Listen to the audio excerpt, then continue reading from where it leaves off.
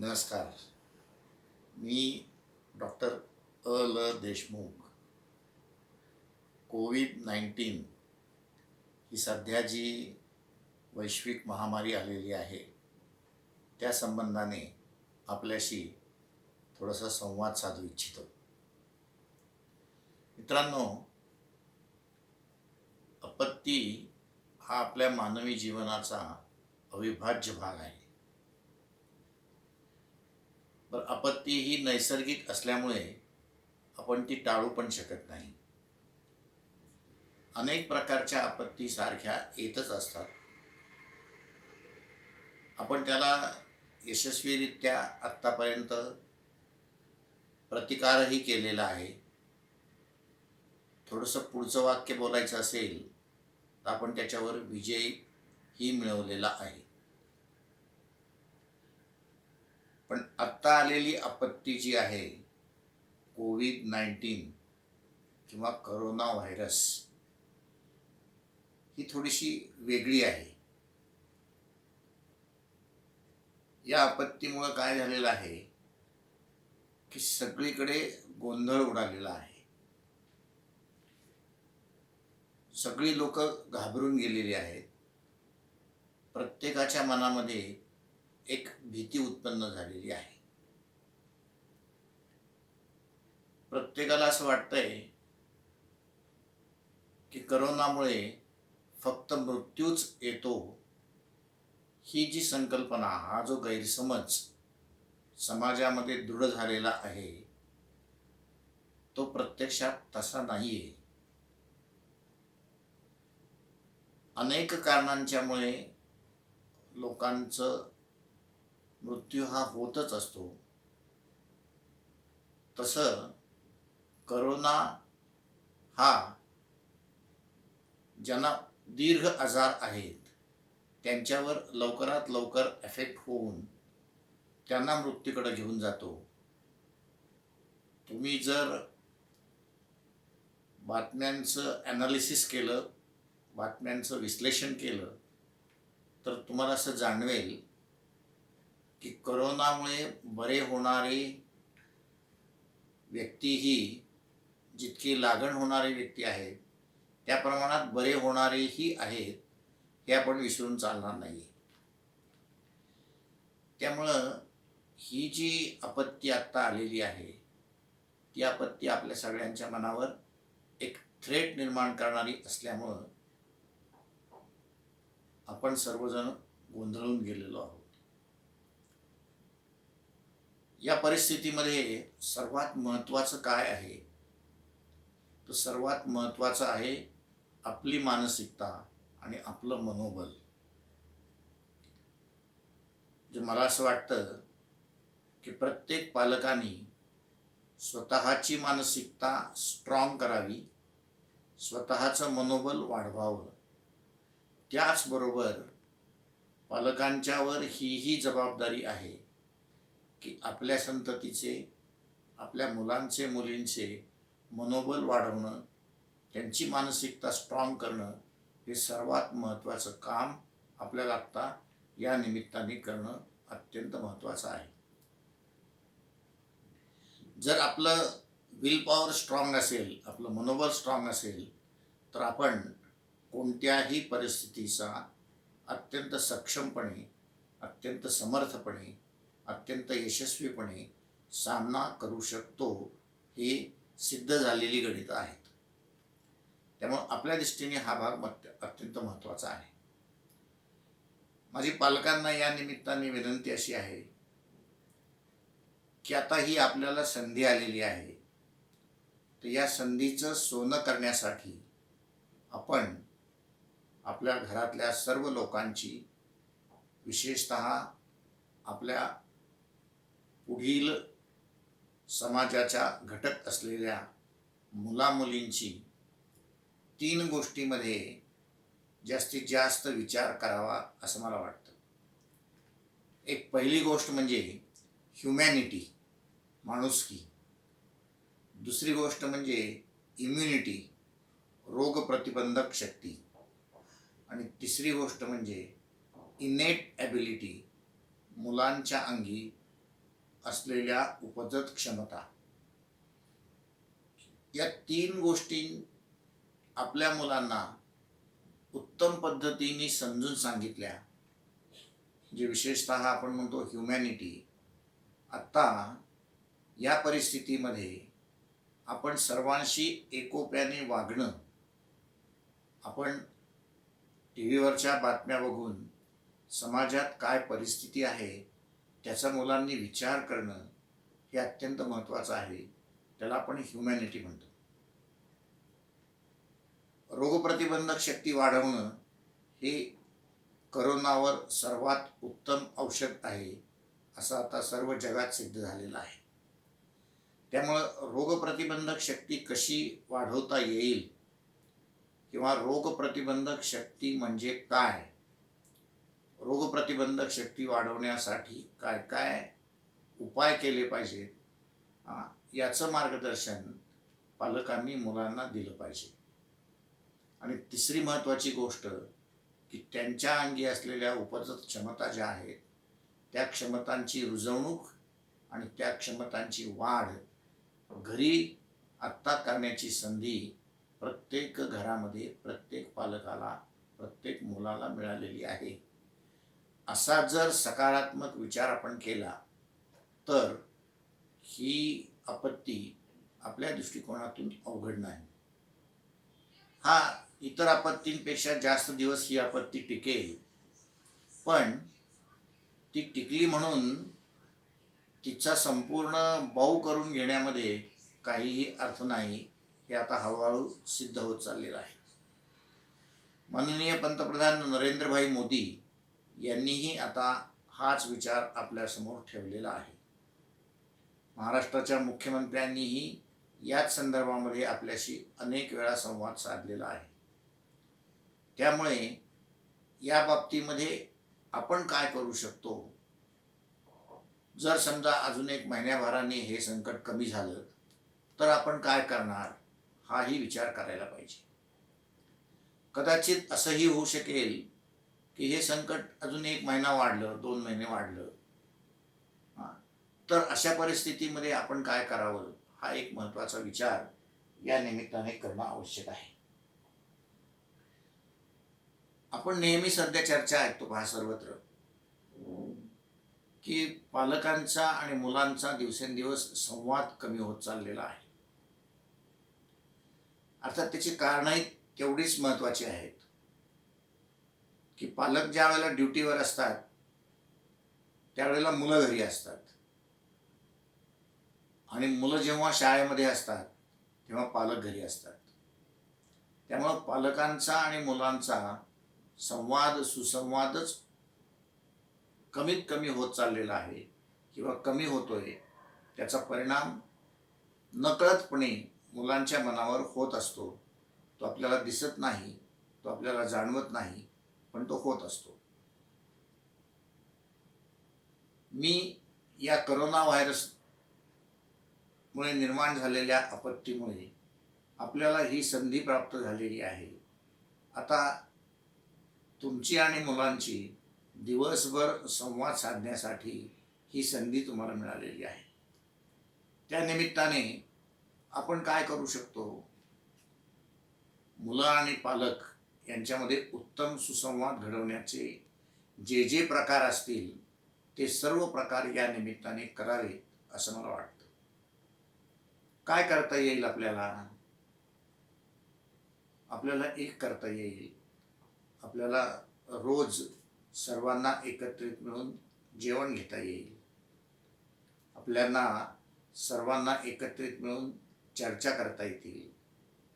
तुम्हाला मुलांना काही गोष्टी नव्या नव्या सांगता येतील किंवा मुलांच्या जवळ काय गोष्टी सांगण्याची कला असेल तर ती गोष्ट सांगण्याची संधी रोज मुलांना द्यावी.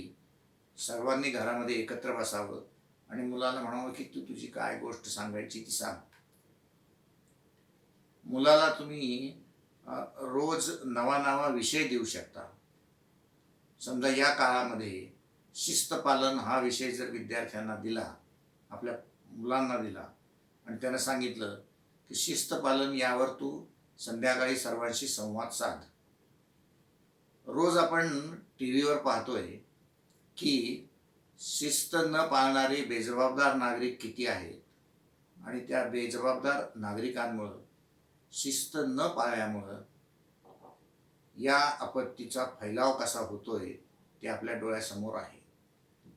विद्यार्थ्यांच्या मनावर शिस्त पालन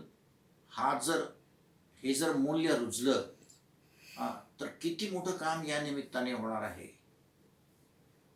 टी व्हीवरचे सगळे अनुभव मुलांना दिसत आहेत, मुलांना कळत आहेत. दृश्य स्वरूपातल्या गोष्टी मेंदूवर 80% परिणाम करतात. त्यामुळं मुलांच्या मनावर नकळतपणे ही शिस्त पालनाची किंवा शिस्तीचं महत्त्व अप्रत्यक्षपणे रुजलेलंच आहे. मग द्या ना मुलाला संधी, त्याला विचार करायला लावा. संध्याकाळी जेवण झाल्यानंतर सगळे एकत्र बसा.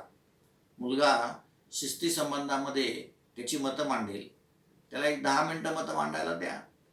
10 मिनटं मतं मांडल्यानंतर मुलांनी आपण त्याला काही प्रश्न विचारावे आणि मुलामध्ये आणि तुमच्या सर्वांमध्ये चर्चा व्हाव्यात. ह्या चर्चा होण्यामधनं काय होईल, तर एक महत्त्वाचं काय आहे, तर मुलाचं व्यक्तिमत्व विकास होईल. मुलाला स्टेजची भीती जाईल. मुलाला स्वतंत्र विचार करण्याची संधी प्राप्त होईल. किती फायदे पहा.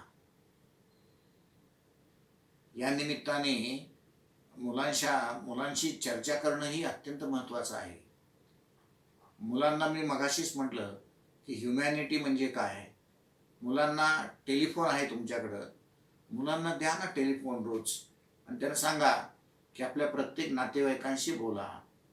तुमचे मित्र असतील त्या मित्रांशी मुलांनी बोलावं, मुलांनी त्यांच्या मित्रांशी बोलावं, मुलांनी त्यांच्या शिक्षकांशी बोलावं. टेलिफोनवर बोलण्याची रोज संधी मुलांना दिली तर तीही संधी मुलांना माहीत नसतं, तेही मुलाला येत नसतं. ह्या अत्यंत छोट्या छोट्या गोष्टी आहेत. या छोट्या छोट्या गोष्टी जर या निमित्ताने मुलांनी केल्या तर ती खरी आपली गरज आहे, किंवा हा एक चांगला पायंडा पडण्याची शक्यता आहे. किंवा बघा, तुम्हाला जर माहीत असेल, आपल्या सर्वांनाच माहिती आहे खरं म्हणजे, की दरवर्षी सुट्टी लागली ना की आपण प्रचंड पैसे देऊन मुलांना शिबिरामध्ये पाठवतो. काय करतात तो शिबिरांमध्ये? या शिबिरांमध्ये मुलाचं व्यक्तिमत्व विकास, मुलाचं स्टेज करिअर, मुलाला स्वतंत्र विचार करण्याची संधी, मुलाच्या अंगी असलेली सृजन क्षमता विकसित व्हावी, मुलांना कृती करण्याची संधी मिळावी, यासाठी वेगवेगळ्या ॲक्टिव्हिटी करतात आणि त्याचेच तर प्रचंड पैसे येतात. मला असं म्हणायचं आहे की अरे, घरातच हे शिबिर यावर्षी आयोजित करा ना. अगदी तुमच्या सोसायटीमधले, समजा तुम्ही टेरेसवर गेलात आणि टेरेसवर हा सगळा नियम पाळून की 6-6 फुटावर मुलांनी बसावे, अशा पद्धतीचा नियम पाळून जर एक टेरेसवर शिबिर आयोजित केलं 8-10 दिवसाचं, तर किती मोठं काम होईल. त्या निमित्ताने संपूर्ण सोसायटीतली मुलंही एकमेकाशी एकरूप होतील. पण सोशल डिस्टन्सिंगचा नियम मात्र पाळावा. ते मात्र प्रकर्षाने करणं आवश्यक आहे. पण हे करता येईल, त्याला काही अवघड नाही आहे. की अगदीच मुलालाही कळतं आहे की आता एकमेकाला खेटून बसायचं नाही आहे, याची मुलांना आता जाणीव झालेली आहे. पण तुम्ही हे करू शकता, घरातल्या प्रत्येक फ्लॅटवाल्यांनी प्रत्येकाने 1 दिवस शिबिरासाठी द्यावा आणि त्यांनी स्वतः काहीतरी त्यात मुलांना शिकवावं. कला शिकवावी, मग महिला काही शिकवतील, मग त्यांना गोष्टी कशा वाचायच्या ते शिकवा, गोष्टी सांगायच्या कशा हे शिकवतील. काही महिला भरतकामाचं काम शिकवतील, काही लोक वक्तृत्वाचं कामं शिकवतील. अशी वेगवेगळ्या प्रकारची वेगवेगळे रिसोर्सेस आपल्याकडं आहेत. काही शेतीतली कामं असतील तर शेतीतली कामं शेतकरी घरी सांगतील. ग्रामीण भागात सुद्धा ह्या गोष्टी उत्तम पद्धतीने होऊ शकतात. या जर केल्या तर खूप आपल्याला याचा उपयोग होणार आहे. त्यामुळं पालकांना ही संधी आलेली आहे. पालकांनी या संधीचं सोनं करावं अशी माझी आपल्या सर्वांना नम्र विनंती आहे. आपण सर्वजण अशा पद्धतीने जर वागलोत, अशा पद्धतीने जर आपण कार्यक्रम केले, तर आपलं मनोरंजनही होईल, आपला वेळही जाईल. आपला वेळ गेल्यानंतर आपल्या मनात सुद्धा करुणा येणार नाही. आणि किती मोठं मनोबल वाढवण्याचा हा प्रकार आहे, की मनातच हा विचार आला नाही ना, तर तुम्ही उत्तम पद्धतीने घरी राहू शकताय ना. त्यामुळं हा विचार बघा आपल्याला पटतोय का ते. या निमित्ताने मला मुलांना काही सूचना करायच्या आहेत. मुलांनो, तुम्हाला ना सतत शाळेमध्ये तुम्ही शाळा शिकत असल्यामुळं ना, माझं व्यक्तिगत मत आहे, की तुम्ही खरोखर शाळेमुळं आळशी झालेला आहात. सगळं शाळेतले शिक्षकच करतात. शिकवतात शिक्षक, लिहून देतात शिक्षक, तपासतात शिक्षक, परीक्षा शिक्षक घेतात, तपासतात. तुम्ही काय करता? तुम्हाला आज शैक्षणाच्या या औपचारिक शिक्षण पद्धतीमध्ये तुम्हाला कृती करायला खूप कमीत कमी वाव आहे. तुम्हाला विचार करायला कमीत कमी संधी आहे. तुम्हाला तुमची कौशल्य दाखवायला कमीत कमी वेळ आहे. त्यामुळं आज माझं मत असं आहे, की तुम्हाला ही संधी आलेली आहे. तुम्ही आता स्वतः विचार करा. जे अ, अभ्यासच शिकायचा असेल ना, तर त्याला शाळा पाहिजे असं माझं मत आहे. शाळा आवश्यक आहे. पण शाळाच पाहिजे असं अजिबात नाही आहे. किंवा शिकण्यासाठी सर्वात महत्त्वाचं मध्ये स्वयं अध्ययन तंत्र ही सर्वात महत्त्वाची आहे. काय लागतं हो शिक्षणासाठी? मला सांगा बरं, काय लागतं शिक्षणासाठी? तुम्हाला एखादा मुलगा हुशार आहे किंवा एखादा मुलगा उत्तम आहे, तो कशावरून ठरवला जातो? त्याला उत्तम वाचता येतं, त्याला उत्तम लिहिता येतं, त्याला उत्तम गणन करता येतं, म्हणजे कॅल्क्युलेशन करता येतं. वाचन, लेखन, गणन आणि पाठांतर या 4 गोष्टी ज्या विद्यार्थ्याला उत्तम येत आहेत, तो विद्यार्थी हुशार, तो विद्यार्थी चांगला, तो विद्यार्थी टॉपचा. मग तुम्ही आत्ता घरी ह्या गोष्टी करा ना. वाचायचं घरी प्रयत्न करा. वाचायला येत नसेल तर तुमच्या आईबाबांची मदत घ्या. वाचनासाठी छोट्या छोट्या गोष्टी वाचा, पुस्तकं वाचा. माझं तर म्हणणं आहे ना, की पाठ्यपुस्तकं सुद्धा लोड करून घ्या. किंवा पाठ्यपुस्तकं जर तुम्हाला आज नाही उद्या मिळण्याची व्यवस्था होईल, पाठ्यपुस्तकं वाचा, त्याच्यावरचे स्वाध्याय सोडवा. ते स्वाध्याय सोडवल्यानंतर बघा तुम्हाला नक्की ते स्वाध्याय सोडवता येणार आहेत. ते जर स्वाध्याय तुम्ही सोडवले ना, तर आज 80% प्रश्नपत्रिकेतले प्रश्न हे स्वाध्यायावर असतात ना. याच्यात अडचण कुठे येणार आहे? अडचण फक्त गणितात येणार आहे, की गणितात आपल्याला समजल्याशिवाय गणित कळत नाही. त्या बाबतीमध्ये 7वी पर्यंतचे विद्यार्थी आईवडिलांचं सहकार्य घेऊ शकतात, ताईदादाचं सहकार्य घेऊ शकतात. 7वीच्या पुढचं गणित आहे ते थोडंसं अवघड असेल, तर ते तुम्ही शाळा सुरू झाल्यानंतर शिक्षकांच्या मदतीने समजून घ्या ना. आणि शाळेतलाच अभ्यास केला पाहिजे ना, असं काहीही नाही आहे. तुम्हाला घरी करण्यासाठी खूप गोष्टी आहेत. तुम्ही उत्तम प्रकारच्या गोष्टी वाचा आणि गोष्टी सांगण्याची कला अवगत करा. सर्वात महत्त्वाचं पाठांतर आहे. तुम्ही आपल्या सर्व आरत्या पाठ करून टाका. किती विद्यार्थ्यांना आरत्या येतात तो मला सांगा. जर तुम्हाला सर्व आरत्या येत असतील तरीही तुम्ही गुणी आहात. त्याच्या पुढचं माझं मत आहे, की मारुती स्तोत्र आहे, गणपती अथर्वशीर्ष आहे किंवा रामरक्षा आहे, ही पाठ करा ना. रोज जर तुम्ही या गोष्टी म्हटलात ना, तर आपोआप पाठ होईल. मुस्लिम कम्युनिटीतल्या विद्यार्थ्यांनी त्यांच्या कुराणमध्ये जे चांगल्या चांगल्या गोष्टी आहेत त्या रोज वाचाव्यात. बायबलमध्ये खूप चांगल्या चांगल्या कथा आहेत, बायबलमध्ये खूप चांगले चांगले विचार आहेत. या निमित्ताने त्या कम्युनिटीतल्या लोकांनी आपल्या धर्माच्या संदर्भामध्ये जे चांगले विचार आहेत, ज्या चांगल्या प्रार्थना आहेत, जी चांगली गीतं आहेत, जे चांगले श्लोक आहेत, ते श्लोक पाठ करा ना. हे पाठ करण्यामुळं तुमच्या मनाची एक जडणघडण उत्तम होणार आहे, तुमची वाचा शुद्ध होणार आहे आणि तुम्ही नकळतपणे पाठांतराच्याकडं स्मरणशक्तीकडे जाणार आहात. तुमची स्मरणशक्ती यामुळे वाढणार आहे. तीच तुम्हाला शाळेतल्या अभ्यासाला उपयुक्त आहे. लेखन करा रोज. लेखनासाठी हस्ताक्षर उत्तम पाहिजे. खूप मुलांची हस्ताक्षरं सध्या खराब आहेत. तुम्हाला माहिती आहे का मुलांनो, सर्वात जास्त मुलं नापास कशामुळे होतात? SSC बोर्डाने एक प्रकल्प घेतला होता की मुलं नापास का होतात. नापास मुलांच्या उत्तरपत्रिका आणल्या होत्या 1400 आणि त्या तपासल्या. त्यातलं पहिलं कारण निघालं खराब लेखन.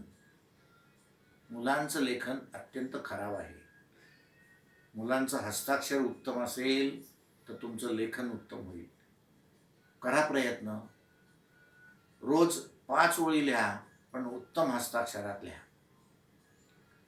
रोज 10 ओळी लिहा, पण उत्तम हस्ताक्षरात लिहा. त्यामुळं लेखनाचा सराव करा आणि लेखन तुमचं उत्तम करा. तुम्हाला किती संधी आहे बघा. मराठीतनं लेखन उत्तम करा, हिंदीतनं लेखन उत्तम करा, संस्कृतच्या लेखनाचा सराव करा आणि इंग्लिश लेखनाचा सराव करा.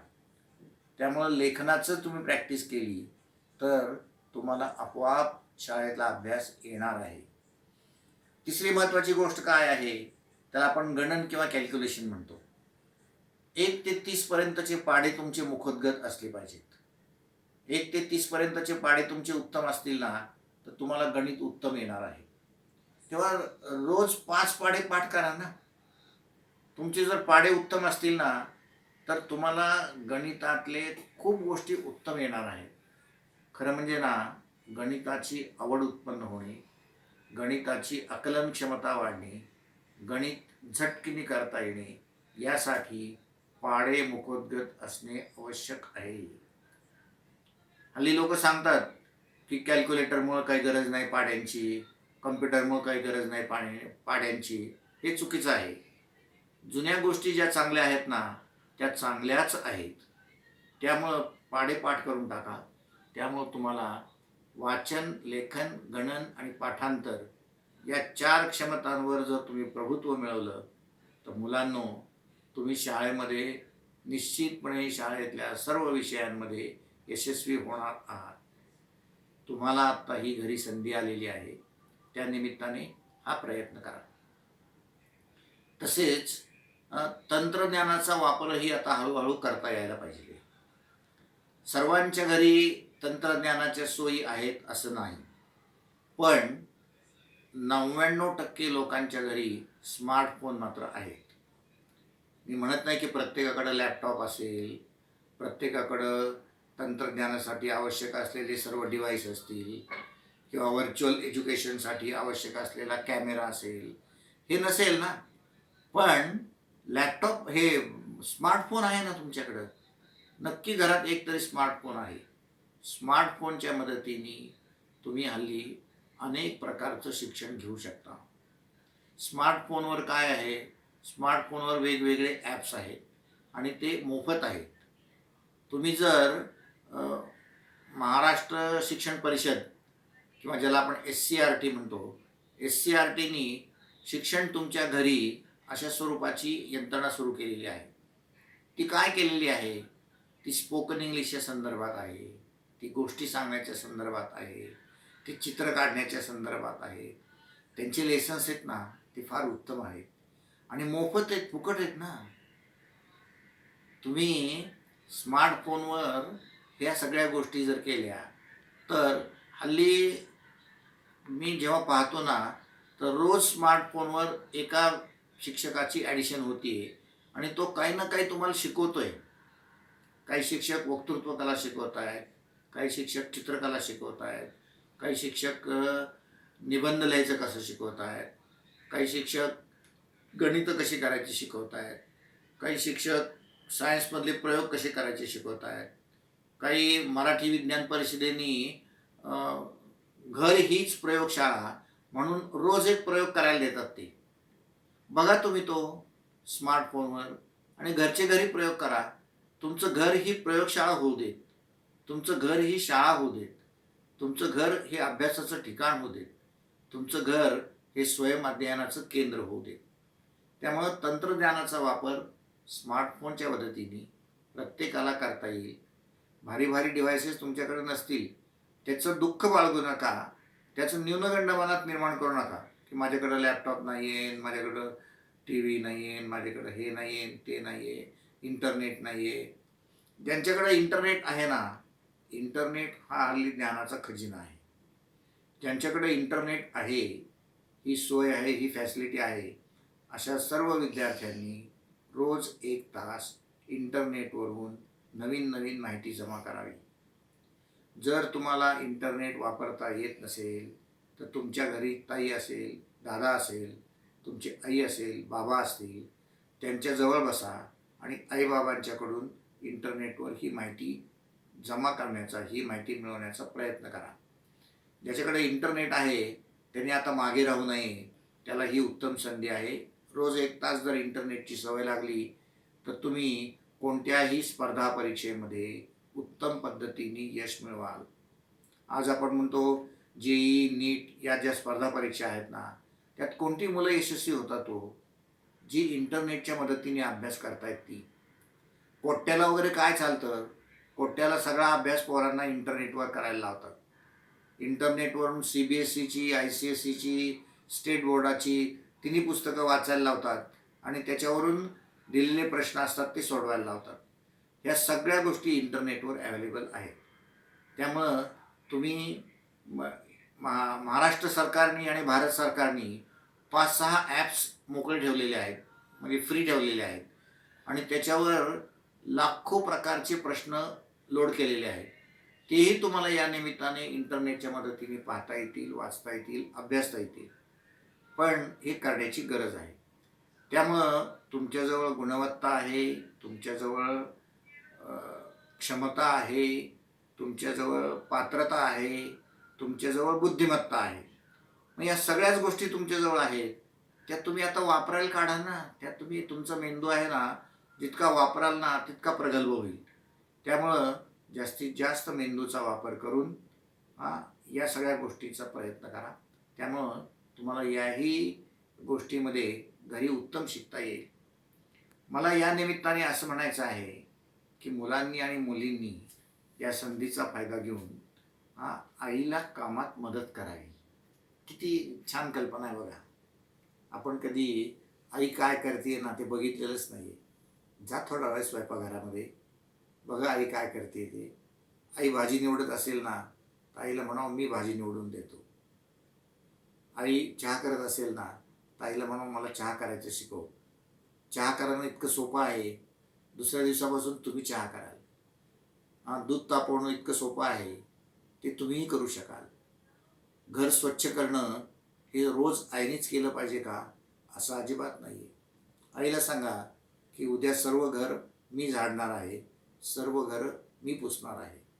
आपल्या घरातली सगळी कामं जेव्हा तुम्हाला करायची सवय लागेल, त्यावेळेला तुम्ही खऱ्या अर्थाने घरातले सदस्य व्हाल.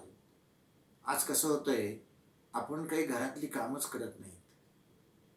आपल्याला वाटतं की हे सगळं आईनीच करायचं आहे, हे सगळी आईचीच कामं आहेत, ही सगळी ताईचीच कामं आहेत. कपडे धुवायचं काम आहे, वॉशिंग मशीनला कपडे लावणं किती अवघड आहे. किंवा जिथे ग्रामीण भागामध्ये वॉशिंग मशीन नाही आहेत, पण दगडावर साबण लावून आपला अंडरपेन, आपला अंडरपॅन्ट, आपला टॉवेल धुणं किती अवघड आहे का हे? अजिबात अवघड नाही आहे. ही सर्व छोटी छोटी प्रकारची कामं करण्याची सवय जर तुम्ही अंगीकारली, तर तुम्हाला या कोरोनामुळं तुमच्यामध्ये नकारात्मक प्रवृत्तीऐवजी सकारात्मक प्रवृत्ती निर्माण होईल. आणि सकारात्मक प्रवृत्ती हा तुमच्या यशाचा बेस आहे, पाया आहे. त्या दृष्टीने प्रयत्न करा. काही आपल्याला लागलेल्या अनिष्ट सवयीत ना, त्याही या निमित्ताने समोर आलेल्या आहेत. म्हणजे उदाहरणार्थ, आपण सारखं पान उलगडायचं असेल ना, तर थुंकी लावून पान उलगडतो. आता तसं करता येत नाही आहे. तुम्ही थुंकी लावून पान उलगडायचं म्हटलं ना, की कदाचित ते पानावर जंतू असतील ना, ते तुमच्या पोटात जातील. रोज या कोरोनामुळं हात स्वच्छ धुवायची सवय सर्वांना लागलेली आहे. की स्वच्छता हा आपल्या जीवनाचा अविभाज्य भाग आहे आणि ती स्वच्छतेचं मूल्य करोनाने आपल्या प्रत्येकामध्ये रुजवलं आहे असं जर म्हटलं तर ते खोटं ठरणार नाही. आपण चपला बाहेरून आलो की चपला घराच्या बाहेर काढणं ही आपली संस्कृती आहे. करोनाने आपल्याला ती दाखवून दिलेली आहे. त्यामुळं तुमच्या चपला बाहेर काढून ठेवणं हे तुमच्या दृष्टीने किती मोठं मूल्य तुमच्यामध्ये रुजलेलं आहे. मला स्वच्छ अंघोळ करणं, स्वच्छ अंघोळ करताना साबण लावून अंघोळ करणं, हे एक किती मोठं मूल्य रुजलेलं आहे. या जर गोष्टी विचारात घेतल्या, तर तुम्हाला स्वच्छतेची सवय या निमित्ताने लागलेली आहे, तीही अत्यंत महत्त्वाची आहे. त्यामुळं मला सर्वांना विनंती करायची आहे, की या संधीचा सकारात्मक पद्धतीने विचार करून आज नाही उद्या या गोष्टी ही आपत्ती जाणारच आहे. कुठलीही आपत्ती कायमस्वरूपी राहत नाहीत. भारतामध्ये एवढे बुद्धिमान लोक आहेत, भारतामध्ये एवढे गुणवत्तेचे शास्त्रज्ञ आहेत, भारतामध्ये एवढे टॉपचे डॉक्टर आहेत, की त्याच्यावर काहीतरी उपाय शोधून काढतील असा पॉझिटिव्ह विचार मनात ठेवा आणि हे संकट लवकरात लवकर टळेल अशी आपण इच्छा करूयात. आणि आपण हे संकट जरी समजा वाढलं तरी त्याला उत्तम पद्धतीने आपली मानसिकता आणि मनोबल वाढवून उत्तम पद्धतीने त्याचा सामना करूयात आणि त्याच्यावर यशस्वी होऊयात अशी एक इच्छा या निमित्ताने व्यक्त करतो आणि आपल्या सर्वांना मनापासून धन्यवाद देतो.